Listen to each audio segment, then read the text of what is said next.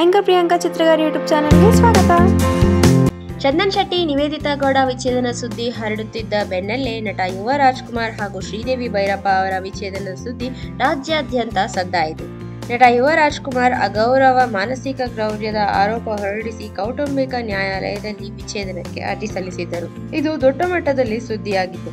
ಯುವರಾಜ್ ಕುಮಾರ್ ಪರ ವಕೀಲರು ಮಾಧ್ಯಮಗಳೊಂದಿಗೆ ಮಾತನಾಡಿ ಶ್ರೀದೇವಿ ಅವರ ಚಾರಿತ್ರ್ಯದ ಬಗ್ಗೆ ಅನುಮಾನ ಬರುವಂತಹ ಆರೋಪಗಳನ್ನು ಮಾಡಿದ್ದರು. ಬಳಿಕ ಮಾಧ್ಯಮಗಳಿಗೆ ಹೇಳಿಕೆ ಬಿಡುಗಡೆ ಮಾಡಿದ ಶ್ರೀದೇವಿ ಪತಿ ಯುವ ವಿರುದ್ಧ ಅಕ್ರಮ ಸಂಬಂಧದ ಆರೋಪ ಮಾಡಿದ್ದರು. ಅಲ್ಲದೆ ಸಪ್ತಮಿಗೌಡ ಹೆಸರನ್ನು ಸಹ ಪ್ರಕರಣದಲ್ಲಿ ಎಳೆದು ತಂದಿದ್ದರು. ಸಪ್ತಮಿಗೌಡ ಹಾಗೂ ಯುವ ರಾಜ್ಕುಮಾರ್ ಸಂಬಂಧದಲ್ಲಿದ್ದಾರೆ. ತಾವು ಅಮೆರಿಕಕ್ಕೆ ತೆರಳಿದಾಗ ಯುವ ಹಾಗೂ ಸಪ್ತಮಿಗೌಡ ಸಜೀವನ ನಡೆಸಿದ್ದಾರೆ ಎಂದು ಶ್ರೀದೇವಿ ಭೈರಪ್ಪ ಆರೋಪ ಮಾಡಿದ್ದಾರೆ. ಸಪ್ತಮಿಗೌಡ ಅವರಿಗಾಗಿ ನನ್ನನ್ನು ಮನೆಯಿಂದ ಹೊರಗೆ ಹಾಕುವ ಪ್ರಯತ್ನವೂ ನಡೆದಿತ್ತು ಎಂದು ಸಹ ಶ್ರೀದೇವಿ ತಮ್ಮ ವಕೀಲರ ಮೂಲಕ ಆರೋಪ ಮಾಡಿದ್ದಾರೆ.